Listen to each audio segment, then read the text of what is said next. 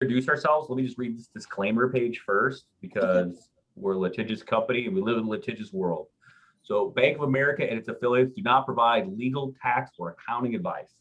You should consult your legal and or tax advisor before making any financial decisions. Investing involves risk.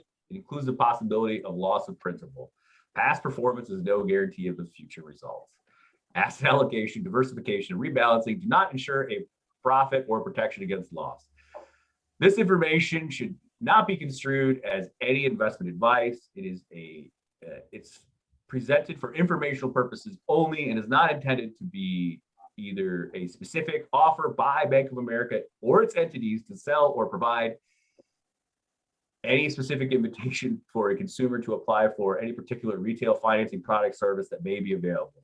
And investment products are not FDIC insured, they're not bank guaranteed, and they may lose value. So I'm glad we got all that out of the way. We can move on with our lives. So about me a little bit. My name is Sam Messerly. I live in Columbus. I grew up in Cleveland. I'm a financial advisor at Merrill Lynch. I'm also a certified exit planning advisor, which just means I work with small business owners and their families to help them with their businesses and harvest that value they've built over a lifetime of work. I love doing this. I really enjoy it. This is my fourth one I've done in so many months. And it's my passion to teach people how to make their financial lives better and hopefully help make you guys offer the opportunity to make better choices. I'm an Ohio State University graduate. We're kind of an avid outdoors family. We love getting outside and kind of doing stuff. And my daughter has a pet cow named Rosie, who you can kind of see in that picture there. And by no means second, let me introduce you to Sarah. Sarah.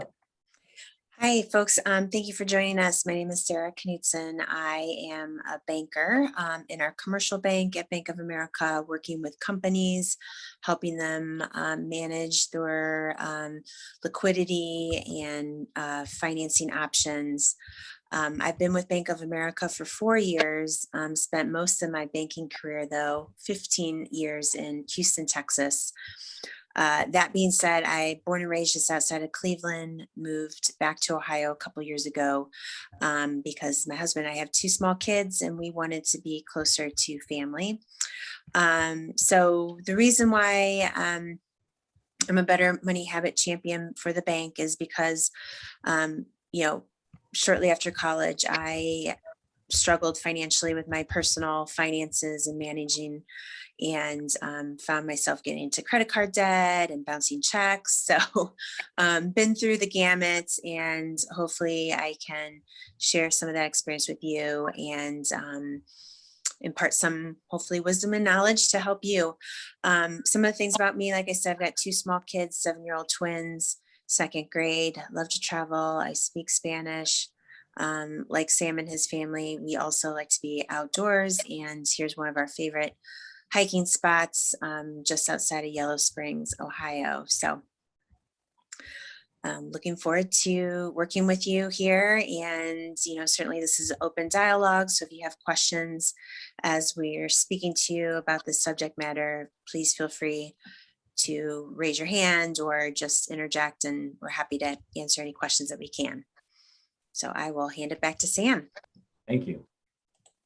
Right. As long as it's not tax advice, don't ask us anything about taxes. Yeah, exactly. About that. Okay. Hey, can I ask you a question before we get started? Everybody sounds very soft to me, and I've got you guys on full volume. So can you guys hear me okay? Yes. Okay. We can hear you, Sarah. It must be something with my phone. Okay, that's fine. Okay, thanks.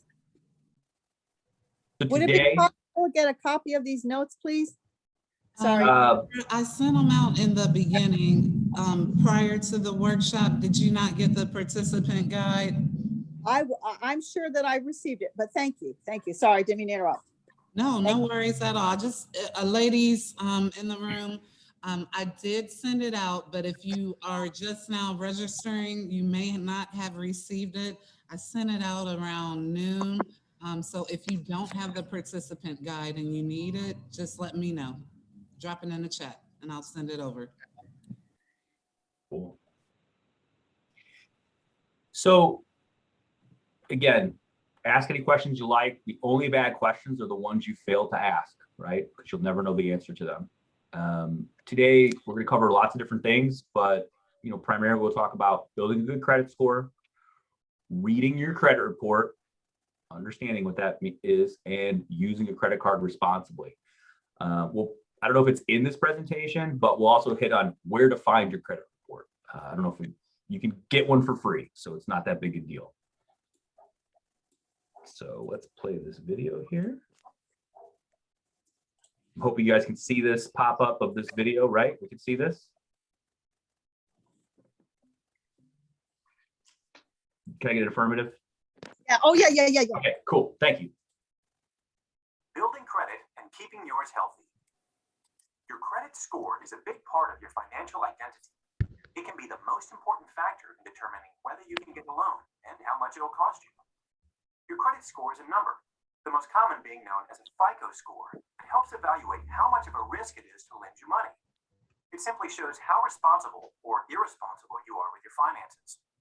When it's good, it can help you get access to lower rates, which enables you to borrow for both short-term emergencies and longer-term, bigger ticket items. That's why falling behind on your mortgage payments, car loans, or credit card bills is not a wise move. In fact, it may damage your future ability to borrow money. So while you may still be able to get the things you need, like a home mortgage or a car loan, it could cost you even more in the long run. And that's because you'll likely be charged a higher interest rate. Now, bad credit can affect you in areas of your life you wouldn't even expect. Take employers and landlords, for example. They may look at your credit. You testified before that methamphetamine, there's no safe level of methamphetamine. So And the likelihood of you being in an accident. And in certain states, this even means you're charged a lot more for insurance. So how do you build a good credit score or protect what you've already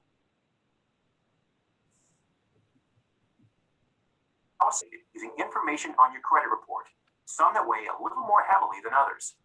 First and foremost is your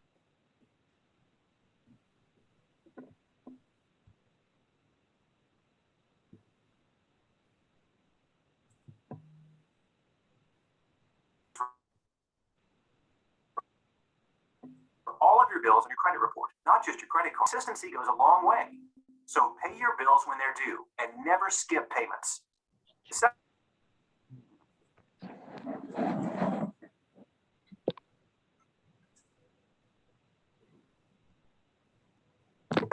most important factor is how much you owe.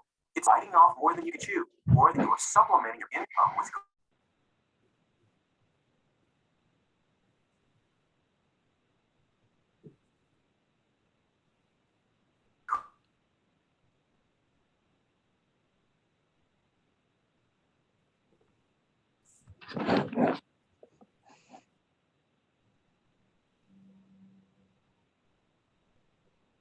Mine's kind of frozen.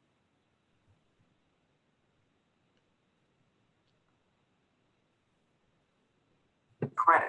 Yes. So whenever possible, keep this debt to credit ratio as low as possible. Third,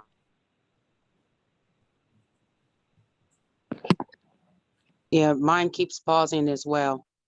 Yeah, I thought it was my little small cell phone, but I don't know. I don't think so. No, it's happening. Oh, okay. Mhm. Now I can't see anything. I don't think Sam is with us, so he may be having a technical issue right now. It's okay. Let's give him a few moments to pop back in. And then we'll continue.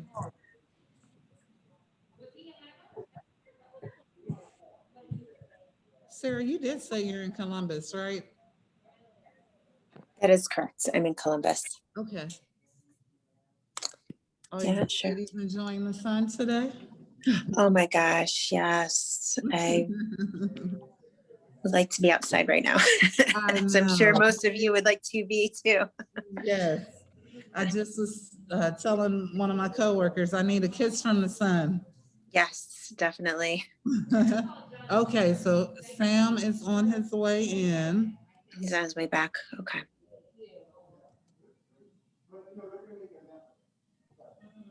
It's Friday, it's sunny, you know, technology says, get out. Mhm.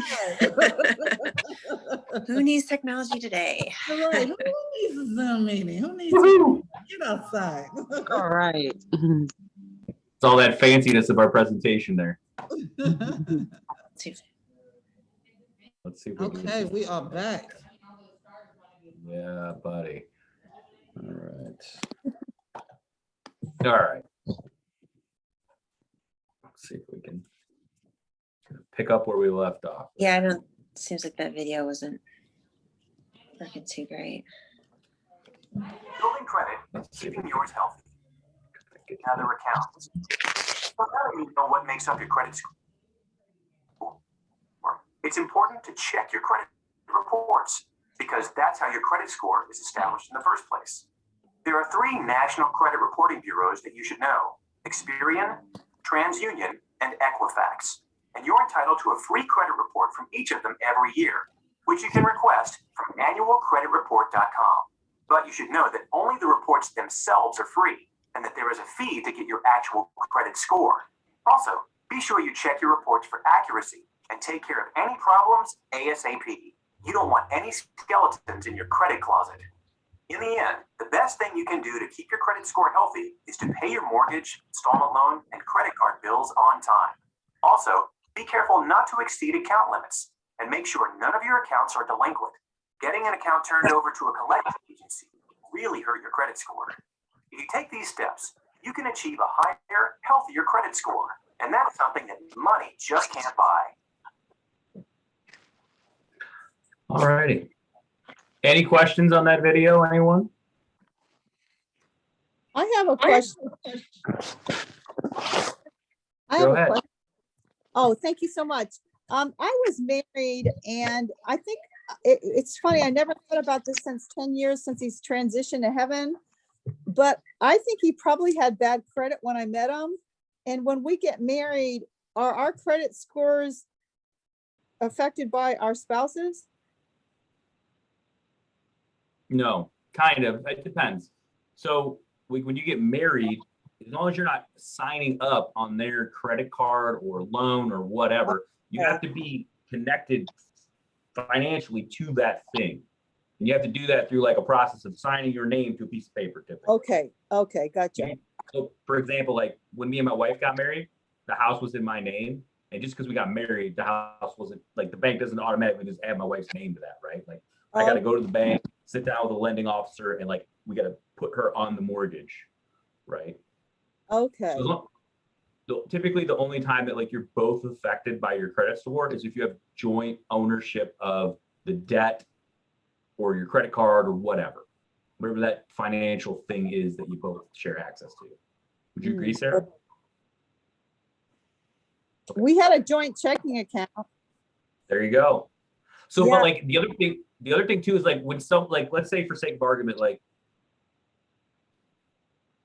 you know, I have a credit card in my name. Like I have American Express, my wife's not on it, it's just for business expenses, right? And I walk out of the house and heaven forbid, meteorite hits me, I'm dead, like the dinosaurs, it's over.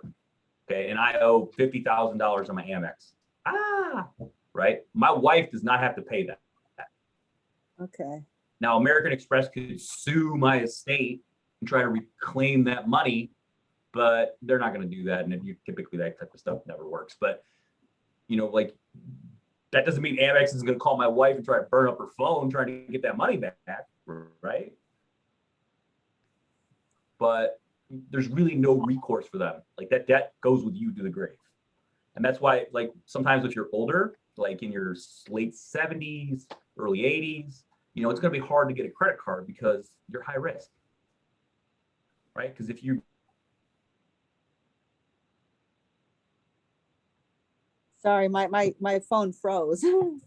My phone froze. I don't think it's you, Deborah. Oh, okay.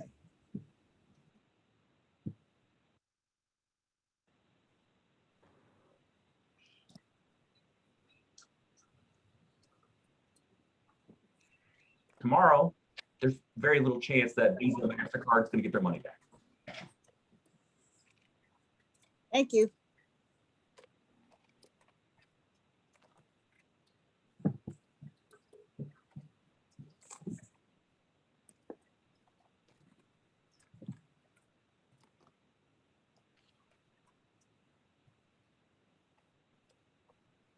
Can you hear me?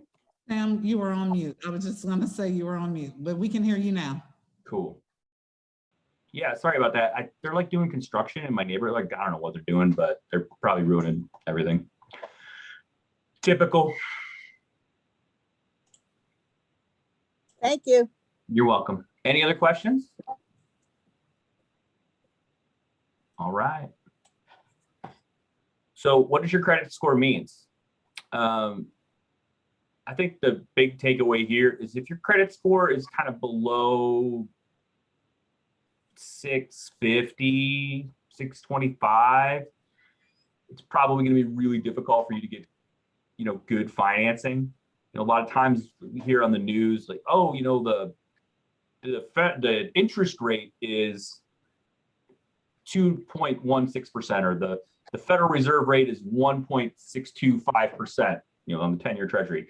What does that mean? Well, that actually is what affects lending rates, right? So like if your credit score is 800, which I wish mine was, but it's not, I'd be able to call up Visa or go to Ford or whatever and get a car, and I'd be able to get the rate on that loan as close to that 10-year treasury number of 1.62% as possible, right? Because I'm a good risk. Then the bank knows they're going to get paid. They're happy about that. But if, like when I got out of college and my credit score was probably below 580 and I go to get a car, right? My credit, the bank's like, okay, well, the car dealer says, okay, we'll get you a loan, but you're going to have to pay, 10% or 8% or whatever that number is. It's going to be a much higher number than, the best person would get. So that's kind of the gist of it. I think most of us are kind of familiar with that stuff, right? Through credit cards and car loans and things like that. Does anyone have any questions about that? Okay, good. Hello, I'm sorry, I have a question. Can you hear me? Yes, ma'am. Okay, so I guess one of my questions like kind of relating to that, like with the credit. So like if you're trying to like build your credit, like, so I don't have a credit, like the only credit I really have is like my house note. So I was trying to figure out like, would it be better if I pay like a bigger down payment on a vehicle, or would I just pay cash for the vehicle? Like, does it really affect the credit? Like if I'm trying to see what would be best for me, I guess, to build the credit. I guess it would be just to get the car note maybe with a lower payment. So my like, how that whole debt to ratio thing. Yeah, absolutely. There are definitely different ways to go about it. I mean, I personally would recommend, if you can afford to not have notes on cars or houses or big ticket items, to not have them. I think, some of those types of debts can be challenging. The other thing you could do, kind of to your point, is you can put down like a very large, like let's say you're gonna buy a car, it's $15,000, right? And you got 15 grand in the bank account, you've been saving up for a while, fantastic. Well, maybe you pay $9,000 down and you have a credit, your car payment is like $110 a month for 5 years or whatever that number is. You should probably do less years, right? Like if you put down a really big down payment on like a car, whether it's used or new, you should reduce the rate of like the term of your loan. So instead of having like a 5-year car note, you could have like a 2-year car note. You're going to pay a higher rate, but that's actually better for you and it'll reduce your interest even more. The other thing you could do would be to get like a regular credit card, Visa, MasterCard, American Express, whatever, and, just pay it off every month. Use it to go to the grocery store or, make small purchases on it, pay it off every single month, Okay.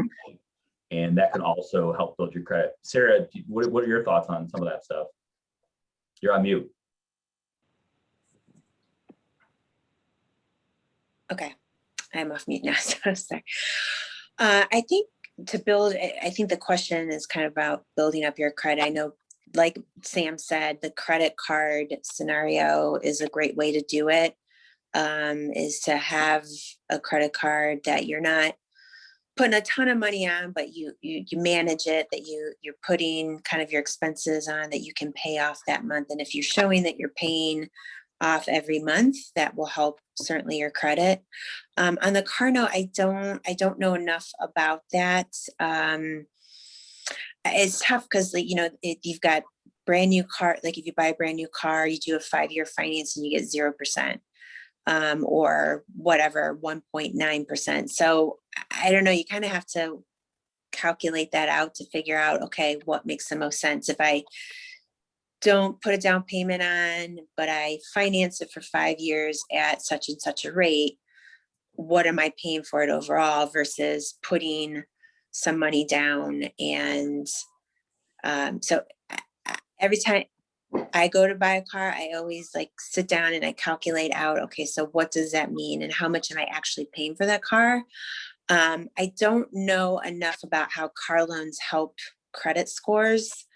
But at the end of the day, if you're making your payments every month and you're not past due, you're not paying less than you should, that will eventually help you in the long run. So does that help hopefully answer your question? Yeah, thank you. I didn't mean to make it so drawn out, but yeah, thank you.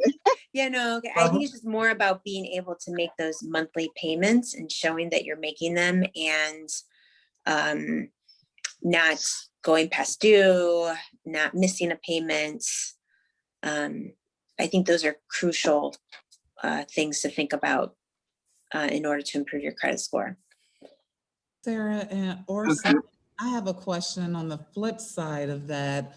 Let's say someone entered into, they needed a car, they accepted the rate, which may have been a little bit higher than they wanted, but they've been paying their car payment on time, maybe a little bit more than what's due. Would you recommend that they go back and maybe refinance that deal, or should they just stay where they're at and continue with those monthly payments? I personally have strong feelings about this, and my personal strong feelings on it are typically with a car loan, unless you owe a significant sum of money, like let's say over $30,000, the fee that you're going to pay to refinance that loan is going to be more than the value you're going to get from refinancing it. So you can there's a bunch of great apps for this in the iCloud store or in iTunes. I'm sure Google's got them too, but you can get these like free interest rate calculators, right? And you can get in there and you can say, okay, my principal balance is $12,000 and I'm paying 5 point whatever percent, and I could refinance at 3.25%. And then you can run the calculation. You can see exactly how much you'd save. And there's going to be a savings there. However, the bank's not doing this for free. They're going to charge you a fee. And when you hear what the fee is, which is going to be a couple grand, you're going to probably see that the difference between what you're going to save, it might actually be more. You might actually end up paying up more for your car. So there's a lot of tricks around this refinancing of cars, especially like cars that you've owned for 3 or 4 years that you're close to paying off. I mean, my personal recommendation would be to continue to pay off your loan as fast as possible. Put more towards your down, and make sure you call the bank and say, hey, listen, I'm paying extra on my note and I want you to put it towards principal. Yeah, I think, Sam, I think that's key. You have to make those calculations to figure out if it's worth it or not at the end of the day. Which scenario do you end up paying less for? And that's the scenario you should aim for. So that's a good point.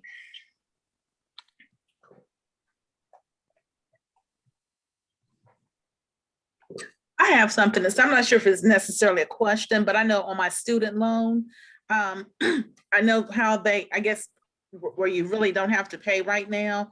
But what I noticed is I continue to make my payments, but I paid a little more than what I was told that I needed to pay.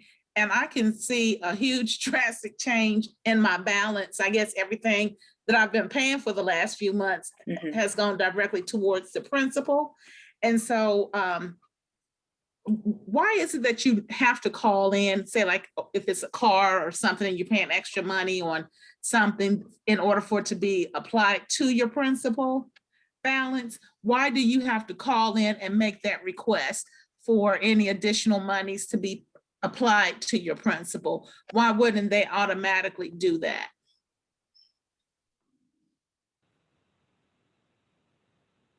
Sarah, do you know the answer to that question? Because I do not. Well, I was a mortgage loan officer at one point in my career, and I remember like it had to do with like the bank wants to ensure that the next payment is taken care of. So they may sit on that to make sure that that next payment is taken care of. So I don't know if that's what's going on with car loans, or student loans. It's been a while since I had a student loan. But usually I think nowadays, if you're going online to make payments, it seems like you have more options to indicate like, hey, this is for principal. Or if you're sending in a check and you have a little memo at the bottom, you say principal payments, just to ensure that the recipient understands that that's what you're doing. I always try to ensure, like, if I'm writing a check, I say principal. If I'm sending in a payment, I always try to make sure, is there a box or something I can click on that indicates this is a principal payment? It's not always available. So I don't know. I just think it's a good way to just double check to make sure that that is actually what's happening, as opposed to the firm applying it to your next payment. That's the only thing I can think of. Yeah. I have one other question I wanted to ask about. It has to do with the credit card. So I paid the balance on one of my credit cards. And so I didn't use it, say, for like a year. And I was sent like a notice in the mail that if I didn't do any type of activity or make a charge on it, that they were going to cancel the credit card due to no activity. So when I was talking to someone else, they told me that if a company closes a credit card account, does that reflect negatively on your credit history?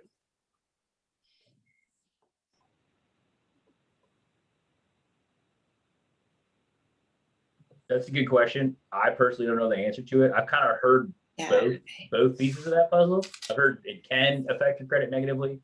I've heard that it doesn't affect your credit negatively. You know, I honestly don't know. I know when I was going to get my house, they said it does, because I was going to close out a card that I had, and they told me not to close the card out because it's like a negative something. I can't remember exactly, but they was telling me like just to keep the balance low if I can, but like don't close the card out unless I completely had to. Like I ended up like cutting the card up or whatever so I wouldn't use it. But they was like, whatever you do, don't close the card unless you absolutely have to.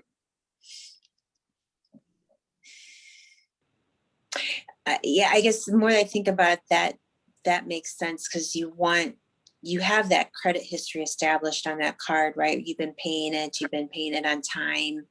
You kind of hate to lose that history, right? If it gets turned off, or if you have to stop it. But yeah, I know that you do need to show that credit history.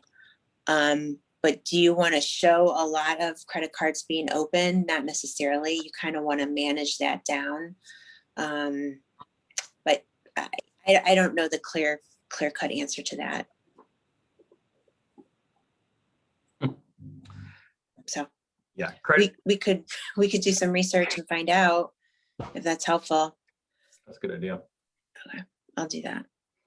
I would like to know. So yeah. I just know that credit history is important. If you've been doing a good job on that card, you'd hate to lose that. But then on the flip side, you don't want to have a bunch of credit cards that have, right? So it's kind of a balancing act. Yeah, I mean, it's an interesting deal. So let us know, get back to us. That would be awesome, Sarah. Thank you. Okay. So I think we've killed credit score here. How to build credit. Okay, here we go. Well, it's like we're going right where we've been asking questions, right? So Yeah. how to build credit, pay your bills on time. Simple stuff here, right? Check your credit report regularly, use credit responsibly. One of the things I was going to touch on, and I don't know if it's in this video or not, but me and Sarah talked about this yesterday, but you can actually call up Equifax or TransUnion or any of these. There's 3 big credit reporting facilities. You can call them up and you can actually freeze your credit which keeps people from like if I stole your identity, right? And I'm gonna like register a credit card up in, you know, Sarah's name here, right? Woo-hoo, I'm going shopping, right? I'm going to Vegas. You know, when I put that application in, the bank's gonna stop it and say, hey, your credit's frozen. You have to unfreeze your credit before we process that credit card application, right? So I wouldn't be able to open up that credit card. Now, you know, let's say Sarah, she wants to get a credit card because she wants to make a big purchase, or she just wants a different credit card because it's going to offer her some kind of awesome points or something like that, right? Well, what she'd have to do is call up, let's say Equifax, and say, hey, can you take that freeze off my credit? Equifax would say, okay, what's your password? And you'd be like, 1, 2, 3, 4. Great, perfect. We'll take that freeze off for 24 hours. Go do what you want. She put her application for a credit card. The Bank of America would say, oh, great, you're applying for this super awesome points card. We love super awesome points card. And oh, look, your credit's not frozen, no problem. Here, we'll process your application as normal. So just wanted to put that out there as a great way to kind of like secure your identity. There's a lot of identity theft going on right now.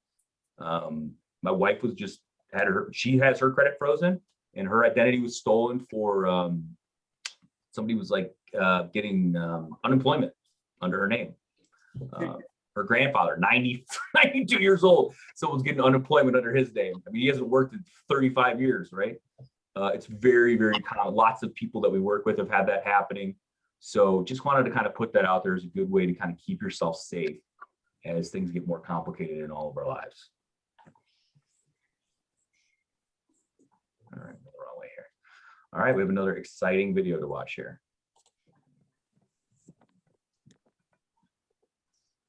In this video, we'll answer 3 of the most common questions about credit scores. 1, does carrying a balance on my credit card hurt my credit score? It can. Your credit score is influenced by how much available credit you have and how much you owe on all of your accounts. This includes your revolving accounts, like credit cards and lines of credit, and your installment loans, like a mortgage or auto loan. Credit cards are beneficial to have on credit reports because over time, they show a history of how well you manage credit. But if the amount you owe on your revolving debt is more than 30% of your available credit limit, it may have a negative impact on your score. Since you don't need to carry a balance on your cards month to month to show you're using them, it's usually beneficial to try and keep your revolving credit balance as low as possible. The best thing you can do for your credit score is to pay your bills on time and to pay more than the minimum monthly payment whenever you can. 2, does checking my own credit report affect my credit score? Checking your own credit report isn't going to hurt you, and it's really a good way to stay on top of things to avoid any unpleasant surprises down the road. In industry lingo, it's considered a soft inquiry. Examples of other soft inquiries are when companies check your credit for pre-approved offers, or when you apply for a job and your potential employer runs a credit check. Soft inquiries do not affect your credit score. A hard inquiry, however, might lower your credit score by a few points. This can occur when you apply for new credit and the lender requests a copy of your credit report to decide whether to approve you or not. These inquiries may stay on your credit report for about 2 years. Hard inquiries can suggest that you're actively seeking or have recently taken out more credit. 3, will canceling a credit card hurt my credit score? It can. Your credit history is made up of a few different factors, one of which is how much of your available credit you're using. Let's imagine you have 3 different credit cards, each with a $1,000 credit limit. So your total available credit on these 3 cards is $3,000. You currently have 1 card maxed out, so you owe $1,000 on your first card, $500 on your second, and your third card has a 0 balance. In this scenario, you're using $1,500 of the $3,000 you have available for credit, about 50%. Now, let's say you picked up an extra shift at work and paid back $250 on your first card and the whole balance of $500 on the second. Nice work, by the way.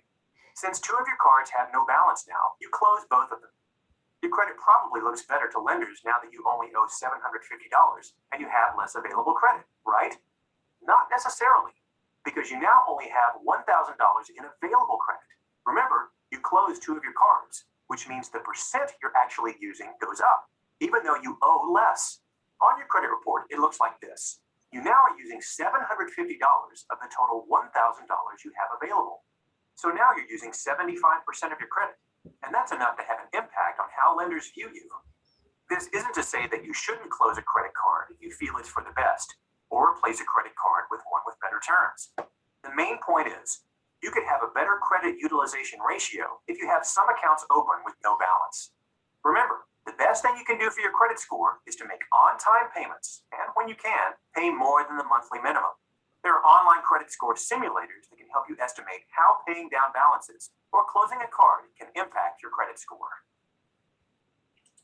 There you go. There's the answer to the question. Awesome. Look at that. Credit utilization. That's it. So Sarah, I know you had some feelings about these credit cards. Do you want to finish this presentation up? Sure. So just back to that question, did that make sense? What the video talked about, the credit utilization ratio?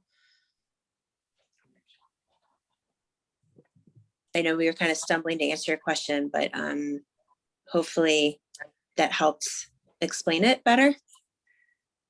Yes, thank you. Does that help? Okay, good. Glad we were able to take care of that question. Yeah, so getting into credit cards, let's see here. So are we on slide, are we going through the deck? Yeah, so, oh, I'm sorry, you can't see it. So it's basically Okay, the do's sorry. and don'ts of credit cards. Okay, that's where we're at. Okay.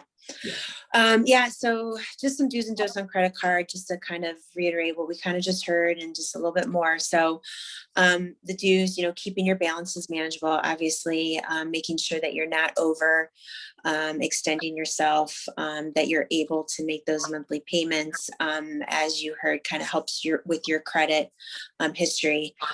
Paying off as much as you can, obviously, just helping keeping that debt down. I know getting those student loans down, getting those car payments down, that's all helpful in the grand scheme of things. Regular checking all accounts you have open, just to make sure, like Sam alluded to, in the event of identity theft, in the event someone got a hold of your card information and is making purchases. Most banks at this point do have some sort of fraud alert. So typically you will get some sort of message, but it's good for you to just keep on top of that. If you're able to use a mobile app to check your accounts and just make sure everything is line, checking your purchases, that will just kind of help you in the long run. Some of the don'ts, missing a credit payment, you obviously don't want to be showing as missing payments or past due on payments. You don't want to exceed the limit on your credit card. So you don't want to overextend or overspend the credit that's available to you. And you also don't want to apply for a lot of credit cards in a short period of time. I know it's hard not to do that when you go to a store and you're at the Gap or Ann Taylor and they're like, oh, apply for a credit card and you'll get this big discount, and you may have just opened up another account with a bank or what have you. So you don't want to do too much of that at once, because that will also hurt your credit score or affect your credit. The other thing too I wanted to point out is, when you go to those stores and they give you those discounts for putting the purchase on that card, just know, like in my case, Ann Taylor or the Gap, if you don't pay those off, that interest rate that you get when you see that statement is usually really, really high. I've noticed things between like 24%, 25%, or 26%. So sometimes that cost saving that you get at the initial purchase, if you can't pay that off right away, you're going to end up paying for it if you can't pay it off in full. So just something to think about. Next slide talks about, how credit card interest adds up. So I know you get those credit card statements and it says, hey, just pay the minimum and you'll be fine. Well, that's not necessarily the case. So minimum payments, like if you look at it, so say you've got, in this case, I'm sorry, is that a $3,000 balance on the credit card, Sam, if I'm reading this correctly? Okay. Yep. So say you've got a $3,000 balance on your credit card, you get your credit card statement, it says just pay the minimum of $65, and you just do that. If you just do that, it will take you 17 years to pay that off. And at the end of the 17 years, you end up paying double of what you put on that card. If you look at scenario number 2, if you're paying $100 a month, that's going to take you 3 years to pay off. And the interest that you accrue on that will be over $700. If you pay $200 a month on the $3,000, it's going to take you a year and a half to pay that off, and you're going to end up paying $300 in interest. So those are all things you have to kind of think about when you're going to put a purchase on a credit card. How long is it going to take it to pay it off? What are you end up paying for it in the long run? So just some things to think about. Does anybody have any questions about those minimum monthly payments? No? Okay. No, but it's good strategy. Thank you. Yeah. So just some key takeaways, as Sam was talking about, knowing what your credit score is. Don't hesitate to reach out to those 3 credit services. Get your credit report on a regular basis. I try to do it on an annual basis. It also makes me check to see, like, I don't have any credit cards that are showing still open when they shouldn't be. Like if I put a purchase on an Ann Taylor card, I rarely go shopping there, so don't really need to have a card. I just want to make sure like I close that out. Understanding how to build your credit, we talk through some of those scenarios, so hopefully that's helpful. And then, like I said, checking your credit report every year just to make sure everything is in line, making sure that there's not cards out there that don't need to be open anymore that you're not using at the Gap or some other store. And then also just as a preventative method to make sure no one has stolen your identity and is opening up credit cards in your name. So, and then finally, just using credit responsibly. Can't stress enough how important it is to just being able to make some sort of budget and kind of sticking to that and understanding what it is that you can spend and pay off in 30 days. So I know sometimes it can be hard to do that when expenses come up, a car accident, or your child needs something or has a doctor's visit. Things happen, and I get it. I've been there. I've been through that. So sometimes it takes time to learn what works for you, and being able to manage those expenses and being able to make those payments is crucial. So that's pretty much it. Do you have any other questions? Anything else that we can answer for you?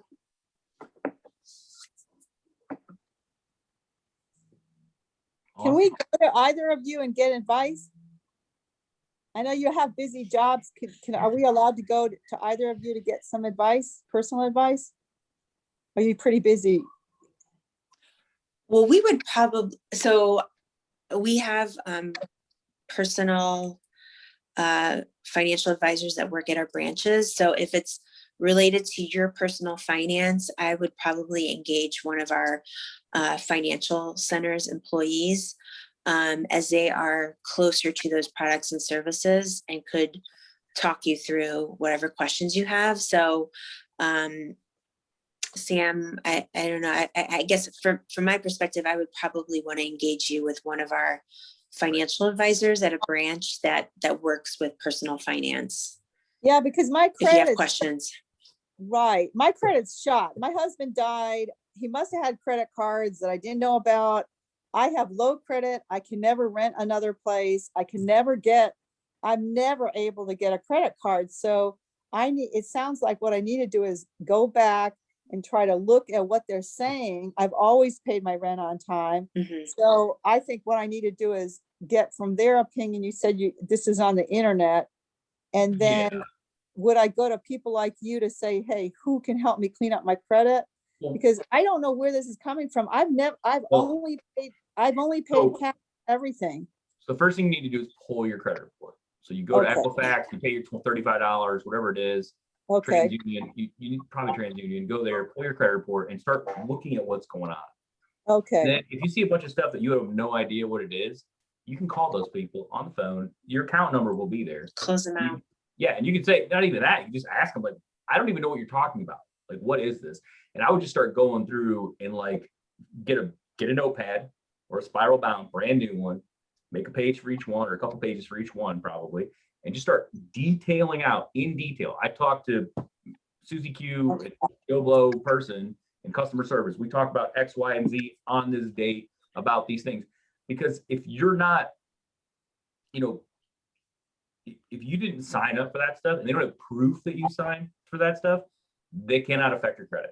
And then you can go to TransUnion and Equifax and say, listen, these creditors are doing this stuff maliciously against me, and I want you to take it off. And they will do that. Okay. Worst case scenario, you have to get a lawyer involved, which is expensive. I went through this in my own personal life, and it costs a lot of money, but it is something that you can do. And there are, and Dress for Success probably has connections with lawyers in and around town that may or may not be able to help you. I don't know. You'd have to ask. You'd have to ask. Okay, thanks. You're welcome. But you're probably needing a lawyer versus a banker in that situation. Well, I don't know.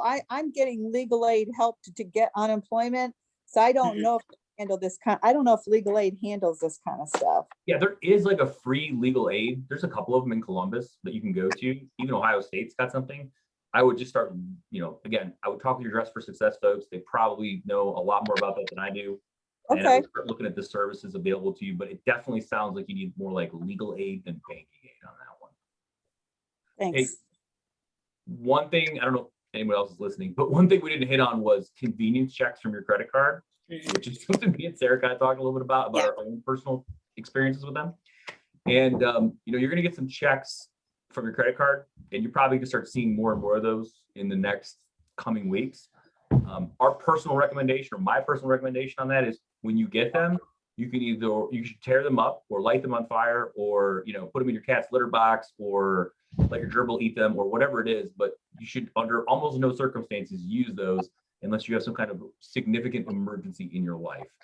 Because typically the way it works is there's no interest in the front, and it's kind of like that Ann Taylor store credit card we talked about. Yeah. It's like, oh, 0 interest, $5,000. Yes, I'm gonna go buy that thing I wanted, right? Awesome.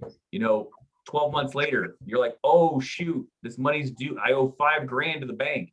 And if you don't pay it on that day, trust me, they're coming for you. And they are super excited about charging you, 25% interest on that, or wherever it is. It'll be all listed there, plus fees, plus all this other stuff. So those things can get you in a lot of trouble. So just be very cautious with those.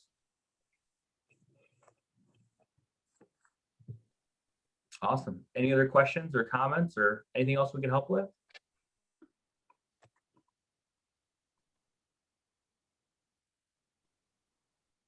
Perfect. Have a fantastic weekend, everybody. Thank you. Thank you very much Okay. for your Thank you.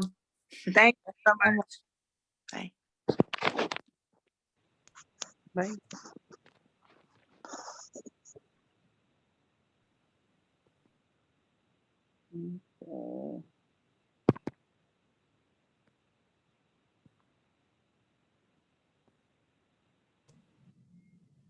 Bye, ladies.